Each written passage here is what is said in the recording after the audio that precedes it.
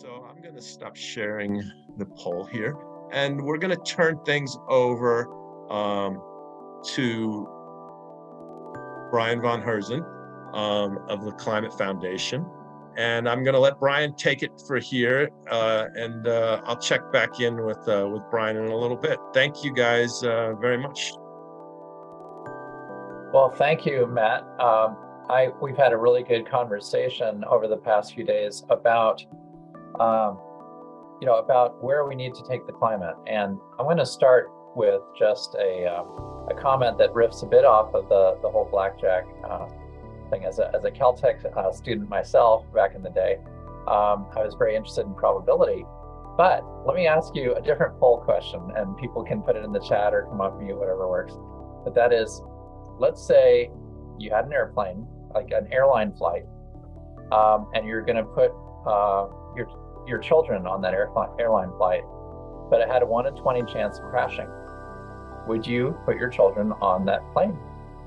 And I think we all know the answer would be pretty much no. And yet, that's what we're doing with the climate, because we have at least a 5% chance of completely derailing the climate and pretty much creating conditions that are not conducive to continuing civilization.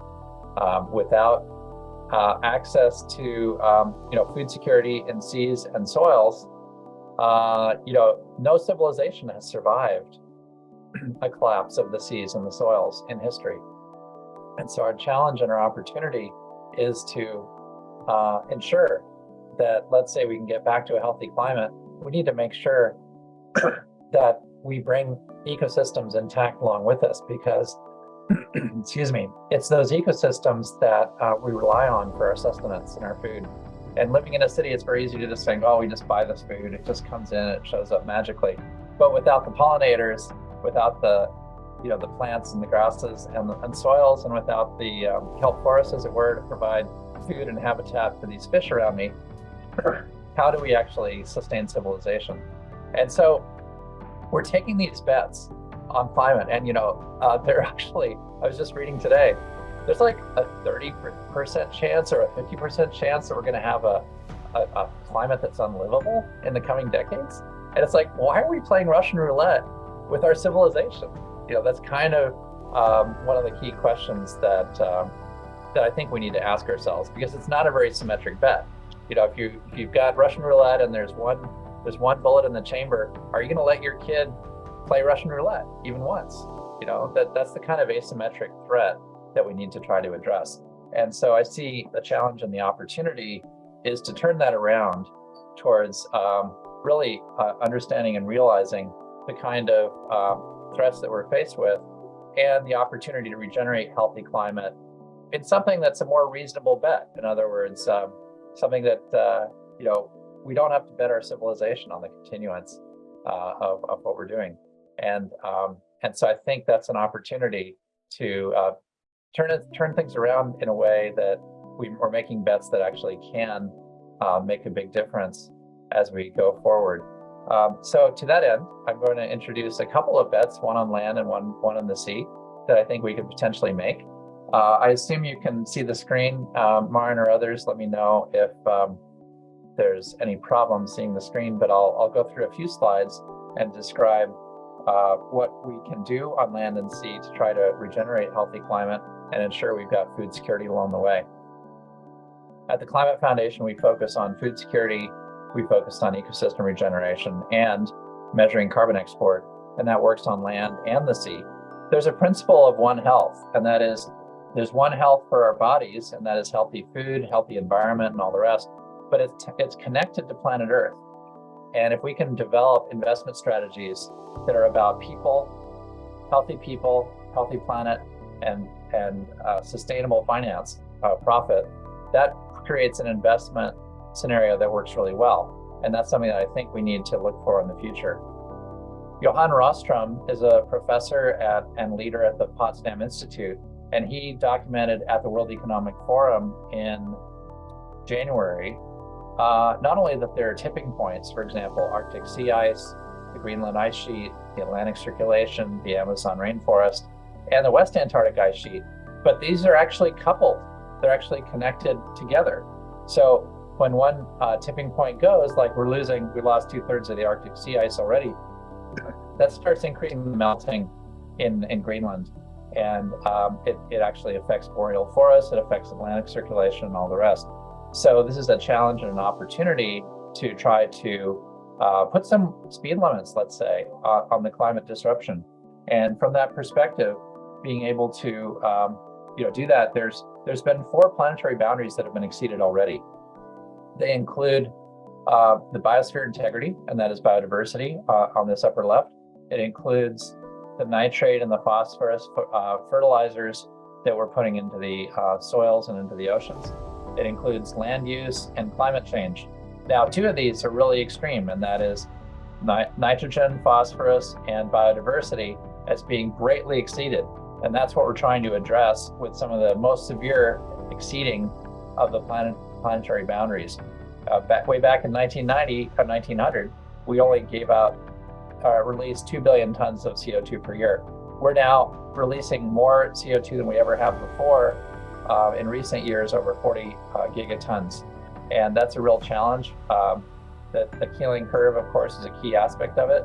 And in 1965, that's 55 years ago, Roger Revelle, who headed some of the oceanographic work at UC San Diego, he actually met with President Johnson and provided the first report on greenhouse gases, which was a huge development at the time.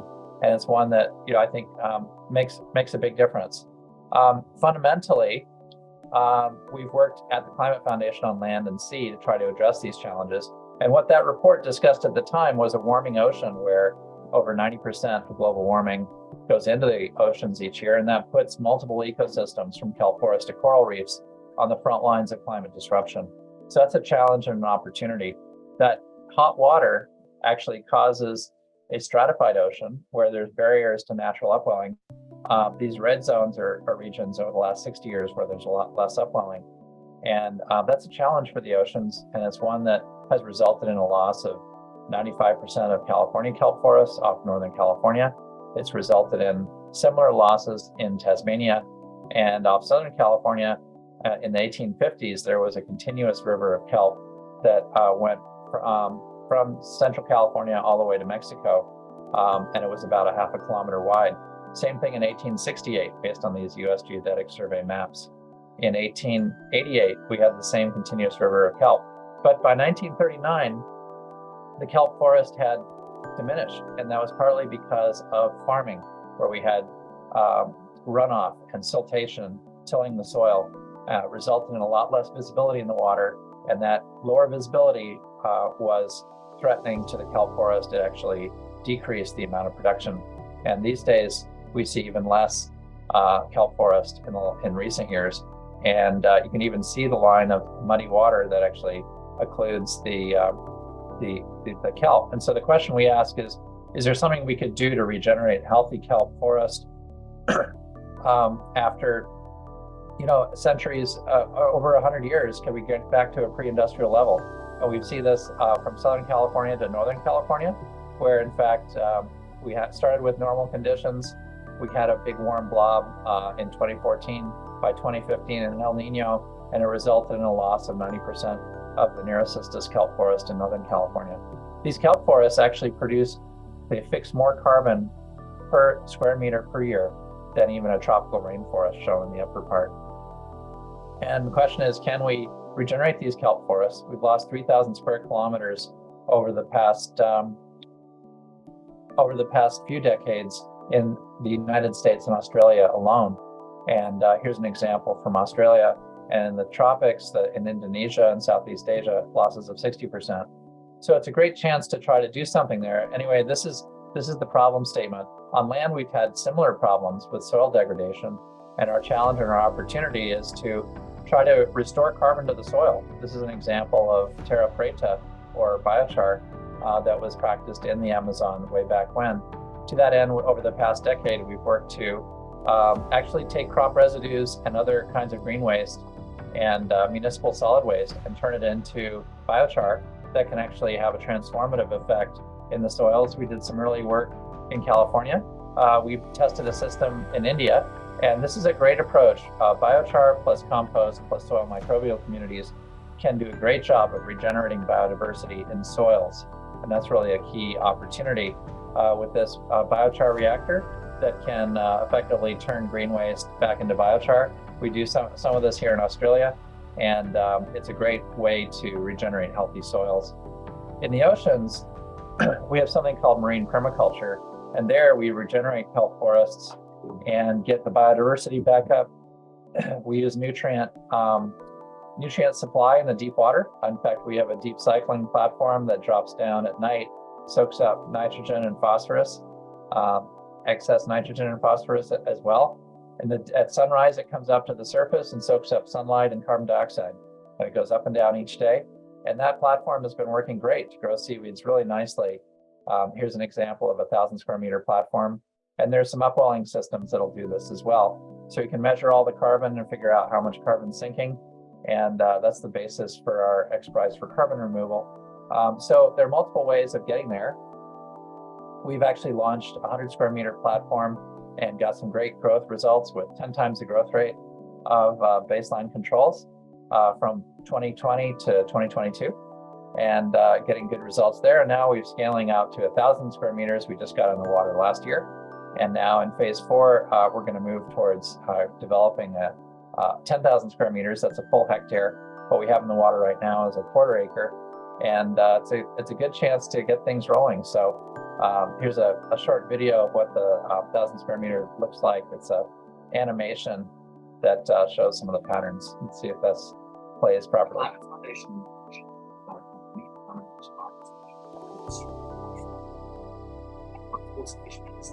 Soil structure to withstand offshore storm conditions.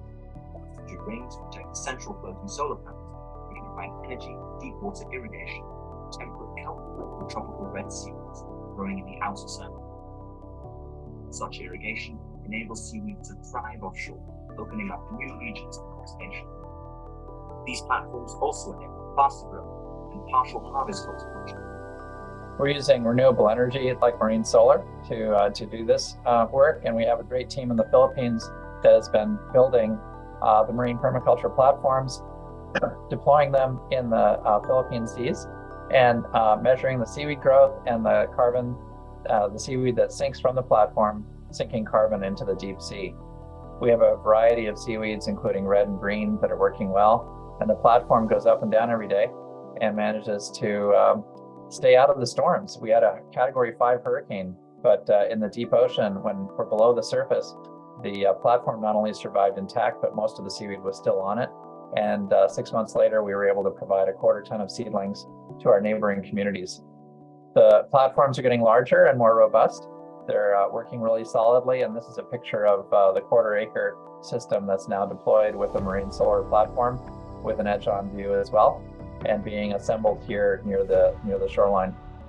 So we try to measure how much carbon sinks down off the platform during growth, but this is about food security as much as it is about carbon removal. And by measuring that seaweed as it sinks about 1,000 meters a day, we're able to effectively have a seaweed catcher that catches all the seaweed that falls, and we can measure the flux of seaweed per square meter per day falling from the platform. Seaweed that goes down 300 meters might stay down for 100 years, and seaweed that goes down 1,000 meters could be down for many centuries. In fact, oceanographers have measured how many thousands of years, 1,000, 1,200, 1,400 years at depth, that the seaweeds can in fact stay, the carbon stays near the bottom before it comes back up to the surface.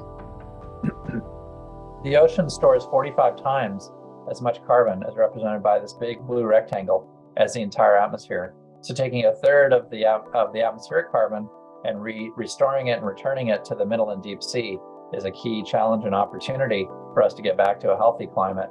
We should have called it Planet Ocean because it's so vast. And from that perspective, we expect to be able to produce food security for humanity, enough food for nature as well as for humanity, and ultimately the sustainable agriculture that can feed the world during disruptions of all kinds. And we have this biostimulant that we've been testing on rice fields. It's producing higher results with 15 to 30% greater growth, even with 20% less fertilizer. And so we're looking at multiple value chains that can help this to work. From an investment standpoint, there's a benefit from the seaweed harvested, the biostimulant produced, and the carbon dioxide that's sequestered. That results in our building greater hectares and lower cost as we go and scale to size. Ultimately, not only can each square kilometer of marine permaculture sink 8,000 tons of carbon per square kilometer per year, but we can also avoid emitting 12,000 tons of carbon dioxide in producing the nitrogen fertilizer. We can avoid 10,000 tons of CO2 equivalent because 20% less nitrate fertilizer means 20% less nitrous oxide emissions and 20% less runoff back into the sea. So the total is around 30,000 tons that's either avoided or removed from the system. The US Department of Energy has estimated 182,000 square kilometers is enough to sink a gigaton of carbon per year. That's less than 2% of the US exclusive economic zone. So there are big ocean nations across the Pacific and the Indo-Pacific and the Atlantic that can benefit from marine permaculture, ultimately hectare by hectare, regenerating the livelihoods for coastal communities, and ultimately providing a shipping resilient, navigation resilient, and hurricane resilient approach to regenerating life in the ocean. That can apply for coral reefs as well. There are seaweeds that grow near the coral reefs, and we managed to do some tests near American Samoa, where we actually had corals that were bleaching, but we restored natural upwelling. The corals came back to color within 24 hours, and they stayed that way for over 2 weeks. And so there's some coral approaches that can also help to protect coral reefs. We have a global team of volunteers and staff people from Europe to North America to Australasia. And our team in the Philippines is more than a dozen people. We're really thrilled to have the support of so many groups, including the X Prize for Carbon Removal, including multiple journals and films that we've done, and 2 books, Regeneration and Drawdown, that have been key projects of Paul Hawkins, as well as John Doerr's Speed and Scale book that came out recently. So with that, I want to thank you for your interest in these regenerative approaches to the sea.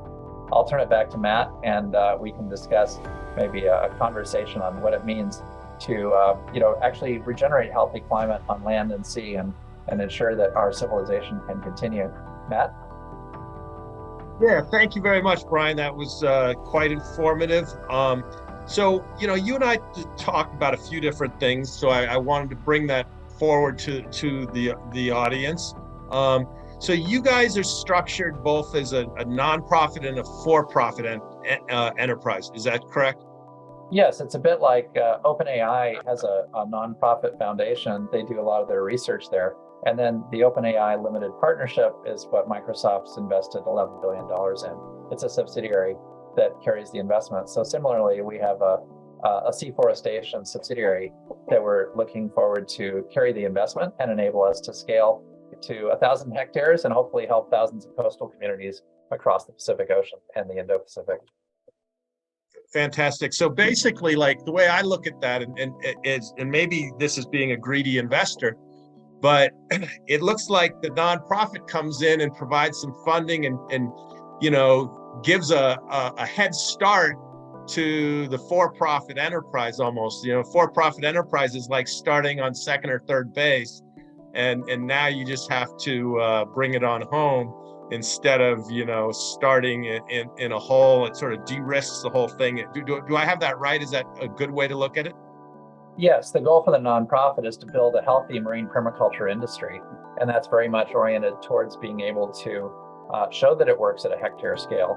And a lot of my colleagues from Silicon Valley to Caltech have said, design it once and build it a million times. And so literally a million hectares can go a long way towards feeding the world, regenerating healthy ecosystems, and sinking millions of tons of carbon into the deep sea from whence it came. Cool. And I want to get on to, I'll jump to that right now. So how much of a solution do you see this as? Maybe I'm a kind of a numbers guy. I like to see it in percents. Is it, can it take care of 5% of our carbon problem? Can it take care of 1%, 10%? Do you have any kind of estimate on that? Yes, if we triple the area under deep water irrigation each year for the next dozen years, we can actually fix a gigaton of carbon in the mid 2030s. And our challenge and our opportunity, a gigaton. So that's one climate wedge, according to the Princeton Climate Stabilization Wedge paper done by Sakala and Pakala. And climate stabilization wedge is a huge achievement. So our goal is to put marine permaculture on the list of climate stabilization wedges. That, it's not, we'll need a dozen wedges to actually start drawing down a lot of carbon. And that happens after we get to a net zero world. It's actually drawing down the 2,300 gigatons we've already put into the atmosphere and the oceans. That's going to be a key challenge and opportunity. Okay, so just to clarify those numbers just a little bit, you said we've put 2,300 gigatons into the ocean already, right? Into the atmosphere. Do we put it and the ocean? Atmosphere and ocean. Okay, and is it around 50 gigatons total a year that we put out there right now? Am I wrong on that number? It's 40 to 50, but we've got a 40 to 50. Okay, so I'm in the right ballpark. Okay, so right. So you think you can do 1 gigaton? Was that by a certain date, or will that be per year? Our stretch goal is a gigaton per year in the mid 2030s, and that's a climate wedge. And I think it behooves us all to work towards building climate stabilization wedges that can get us back to a healthy climate, but it has to be predicated on emission reduction, right? We have to get to net zero. First of all, this is a drawdown approach that can actually help us to erase our carbon footprints historically. And then, of course, we're probably going to need to repair the climate as we're going, because it's going to take too long to pull out 2,300 gigatons from the atmosphere. In the meantime, we're going to have climate disruptions, we're going to have climate refugees and all the rest. So we need to actively work on repairing the climate in the meantime to get back to healthy conditions while we're getting to net zero, while we're getting to our carbon removal. Okay, so when you say get back to healthy conditions, does that ties into some of your goals, food security, enhancing local coastal communities, things like that. So do you see can you kind of give us a little idea of how much extra food, and you're talking fish mainly, that this produces? Just sort of give a real simple way of looking at how it can change the oceans in a positive way. Well, in Japan, they had a herring fishery that in the 1890s, they harvested 1 million tons of herring each year from off the island of Hokkaido. And they continued harvesting through the 1900s until they collapsed the fishery in 1953. And a few decades later, the Saccharina kelp forest collapsed because it was depending on the herring to be fertilized and to grow well. So we've got a dual collapse. Now, if we put a hectare of Saccharina kelp forest offshore and reseed the herring, we should be able to grow the herring back. And the pre-industrial levels were literally, millions of tons and billions of fish. And, it could feed, 1 million tons a year. That's one example of more than a dozen sardine fisheries, anchovies, herring, etc. around the world. More than a dozen of these fisheries have collapsed. So literally more than 1 billion people depend upon the ocean for their primary sustenance. And so this is a huge ingredient, I think, to building sustainable food security, especially during climate disruption, when the high temperatures, the drought, and the heat waves affect the oceans. That biostimulant that we produce can actually improve growth during heat waves and during droughts that occur for rice and for mangoes and for other crops. In fact, most crops benefit from the seaweed biostimulant. And it's something that reduces the fertilizer requirement and provides a certain amount of climate resilience for agricultural systems. Okay, so in terms of monetization for what you're looking to do, so the selling the fertilizer, and that's coming from the seaweed itself? Is that, am I right on that? It is, yes. And so effectively, this is a true blue carbon sink. where the offtake of the seaweed goes to the agricultural markets. And that means that the cost of the carbon is negative. So it means that there's an opportunity to sustain our food systems, because, if we get to zero carbon, but we're on a dead planet, will we really have succeeded? How will we keep ourselves alive? How will we keep ourselves fed? So food security needs to be a key priority at the same time. And that's one reason. It's a triple bottom line. It's about people, planet, as well as profit. Got it. Okay. And then, so is the fertilizer the main way you're monetizing, or is then there also like a fishery angle or? Oh, I think we've identified a dozen value chains, but it starts with food, feed, and agricultural amendments. It's really a fertilizer multiplier. And then the carbon removals will be tracked along the way. And that represents a true blue carbon sink, which ultimately will have an economic value as well. Not to mention the fisheries. I mean, the sardine fishermen love what we're doing in the Philippines, because they come around our platform day and night, and they're fishing for sardines that live underneath the platform. And it's really a great opportunity that's worked out really well over the past years. Right. So yeah, a number of community co-benefits, like you said.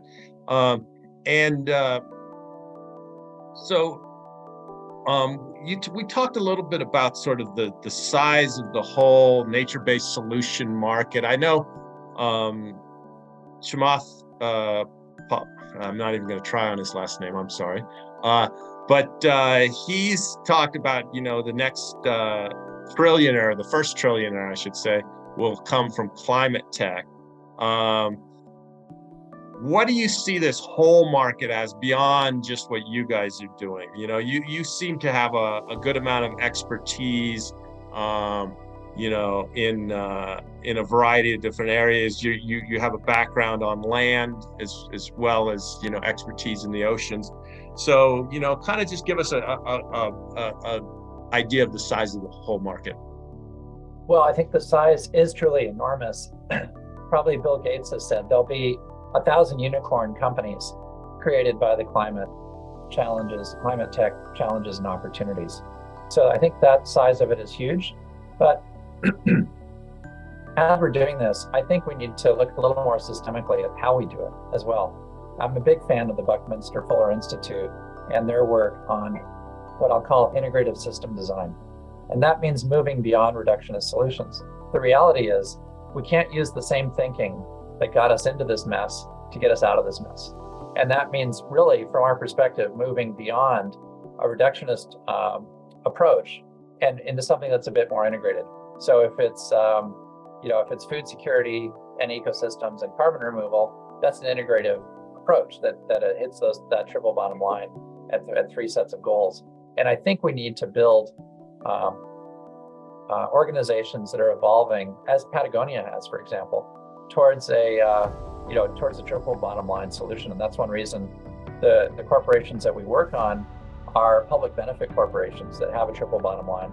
And we've got plenty of examples of successful companies that are now moving to that new model. Got it. Okay.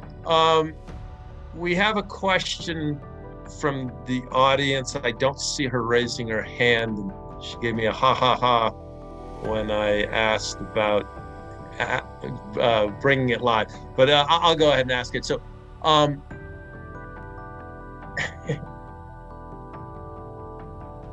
how does it affect related industries like recreation, fishing? Are people allowed to boat or canoe like through the area where you're growing the kelp forest? When people fish, do nets or hooks catch them? Are there any side effects, that maybe we're not thinking of, obviously, or that could be there? No, that's a great question, Matt. And I would say, first of all, there are benefits, and the benefits are the increased fisheries that come from regenerative mariculture. Generally, the platform is, a large hectare, and then around the edges you can do some fishing, and that works really well for fishermen, and it's been demonstrated to really not only attract fish but grow more fish, and so that's a key aspect. Other benefits can include cooler water and more biodiversity. And the seaweed forest actually absorbs the nitrate and the phosphate that Rockstrom talked about as being a tipping point. So it's a great way to soak up all those excess nutrients that are pouring into the sea.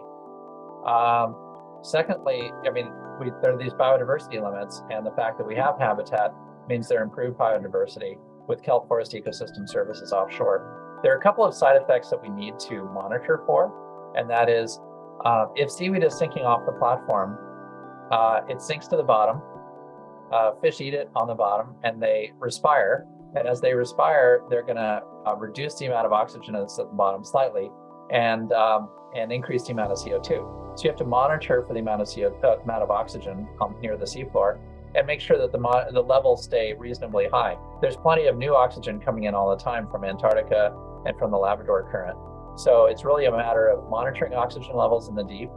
If upwelling is used to try to restore coral reefs or to try to improve a shallow area and restore some of the seaweed there, then you want to monitor the amount of carbon that's being upwelled and subtract the amount that's being downwelled. So there's still a net benefit. And the higher nutrient levels that come from the deep you need to actually monitor for upstream harmful algal blooms so that that it's not being exacerbated downstream.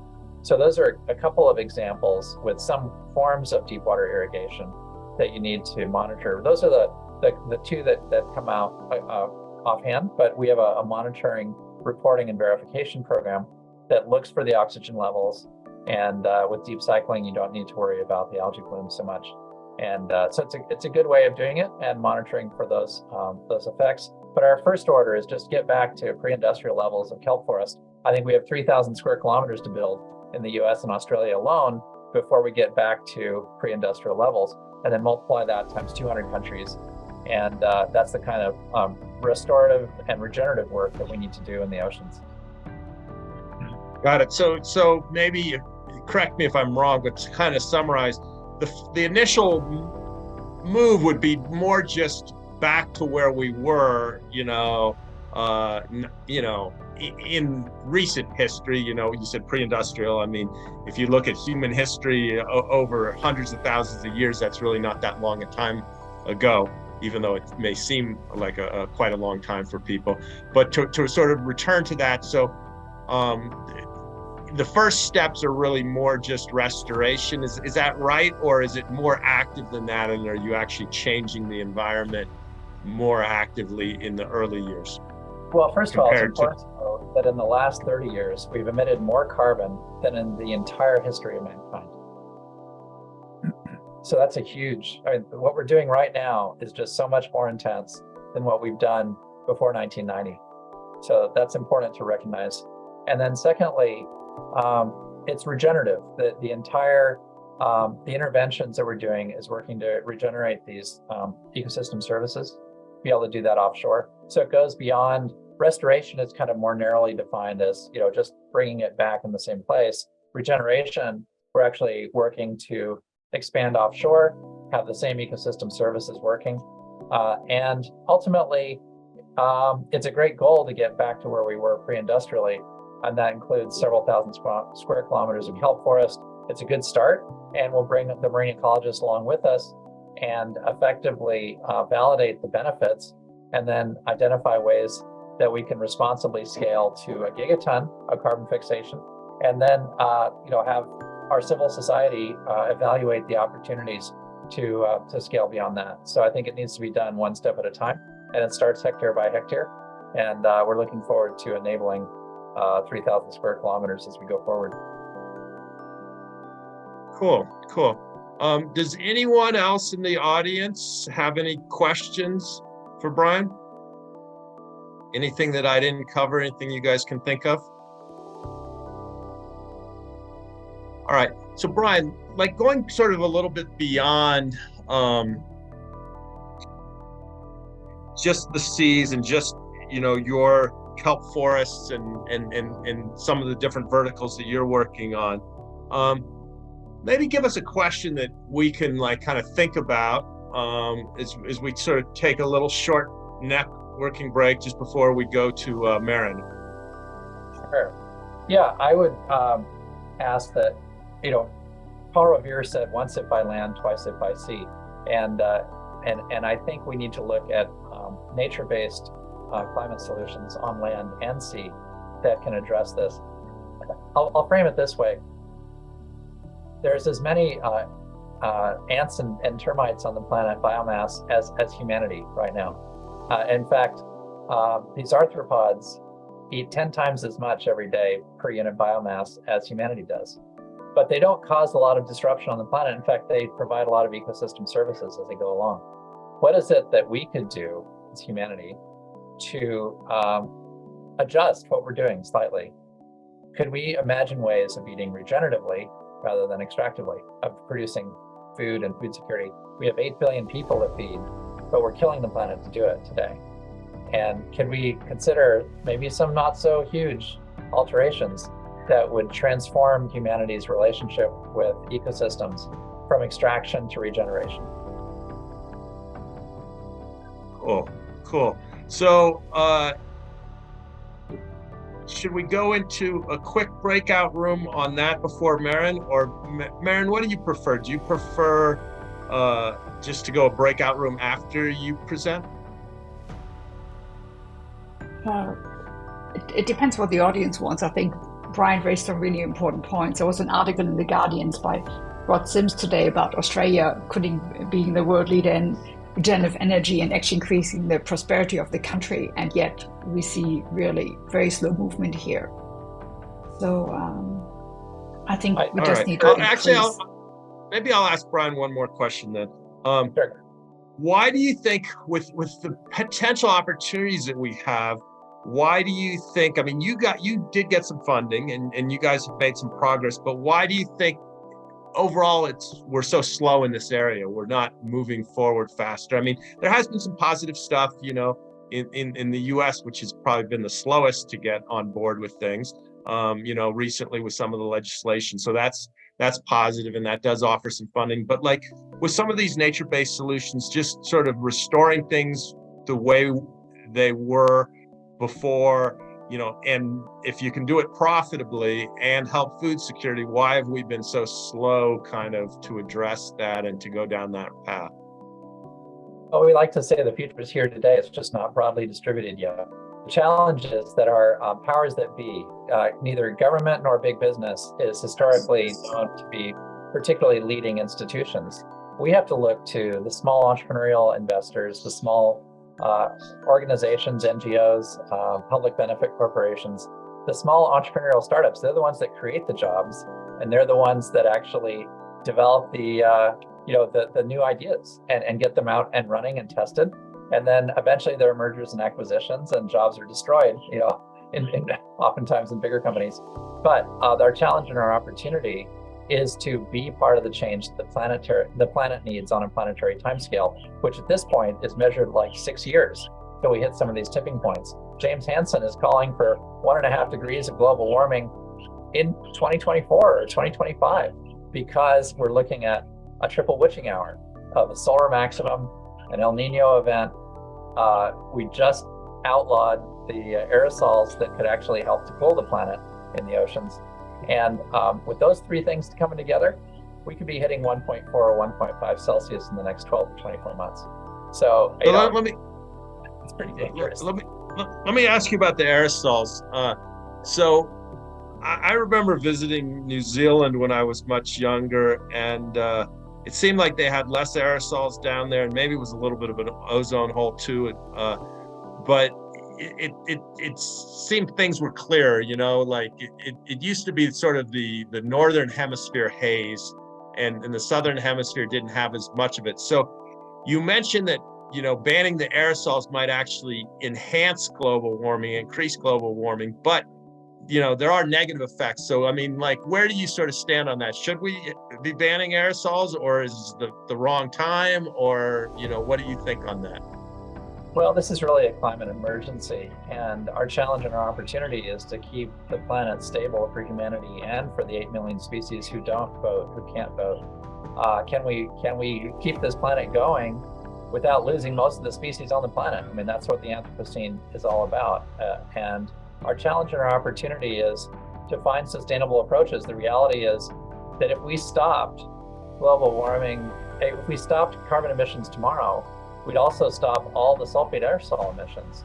And that those sulfate aerosol emissions are responsible for about a degree of cooling. And so there's an extra degree of warming involved in just the sulfate aerosols. And so the problem is the carbon sticks around.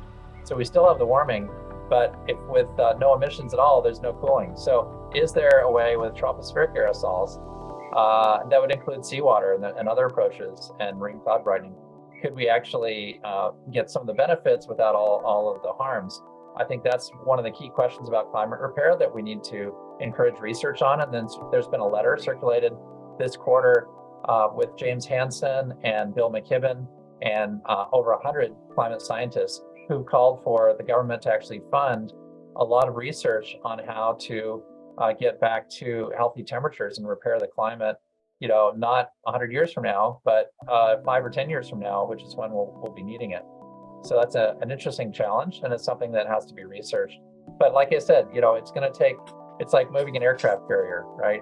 With big government and big business, that there's a lot of incentive to preserve the hegemony, to preserve the status quo.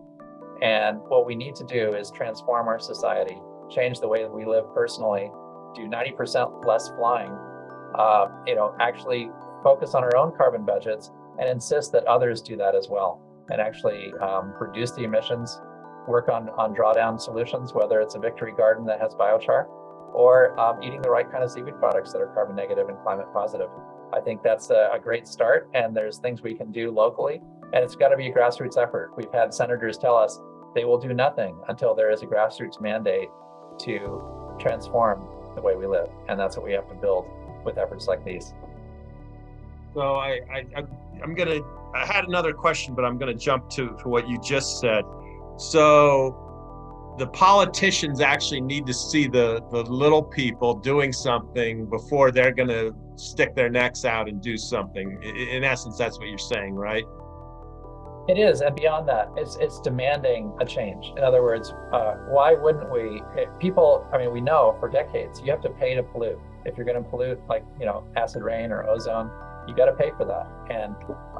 And that carbon dioxide pollution is the same challenge. We're going to have to pay to pollute. The Citizens Climate Lobby has called for a predictable and rising price on carbon. That gives something that capitalists can invest in. Literally, if you know what the price of carbon is going to be in 5 or 10 years, you can buy the equipment today that's going to enable you to ramp up and get to a carbon negative and climate positive solution in the next 5 or 10 years. And with that predictable kind of pricing, that's what's needed in order to address what has been a market failure historically. Okay. So what, over the next 5, 10, 15 years, what businesses, what industries do you see being disrupted most and are the ones that maybe investors want to stay away from? Well, the climate disruptions are going to have huge effects. We're in the process of selling a beachfront climate house that we used for research because, it's going to be underwater in a few decades. The IPCC calls for maybe 1 meter of sea level rise over 100 years.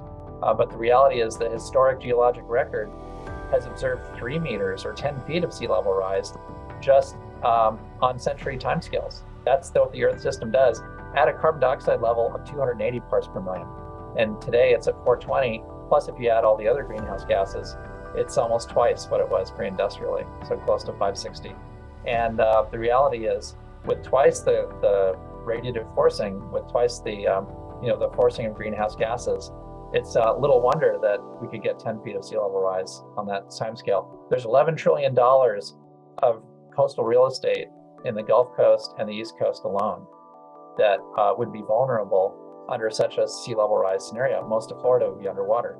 So the challenge is to find those sustainable investments, move to higher ground, and actually work on that kind of adaptation, but most importantly, mitigation. How do we change the way we live to be an order of magnitude less carbon intense, to enable drawdown at gigaton scale, support nature-based solutions on land and sea, and ultimately be able to measure our drawdown by the gigaton and work towards regenerating healthy climate in our lifetime. Cool. Any last words, or does that pretty much sum it up? Well, I am optimistic. I mean, the future, I do have a lot of hope for the future. The technical solutions are here today. As a technologist from Caltech myself, I know that the technology is probably 10 or 15% of the problem. Building the political will to reduce our carbon intensity, to draw down gigatons, and to rebuild a healthy climate. That's what we need to do, and that's probably half of the challenge and half of the problem, is to build that grassroots political will and insist on those changes in each of our regions and states and nations. Great. So I really liked what you started with, the airplane analogy, I think it was. Would you put your child on an airplane if there was a 1 in 20 chance of it crashing? Yet we're doing that constantly with the environment and with carbon emissions. Then obviously the opportunity here, the fact that nonprofits have helped you get a sort of a head start on things, and you're in an industry that has a tailwind, because I think ultimately humans do want to survive, and we might be a little late to the game, but that just means we're going to have to go that much faster to do it, and it's going to benefit industries like and businesses like yours. So thank you very much, Brian. Appreciate it.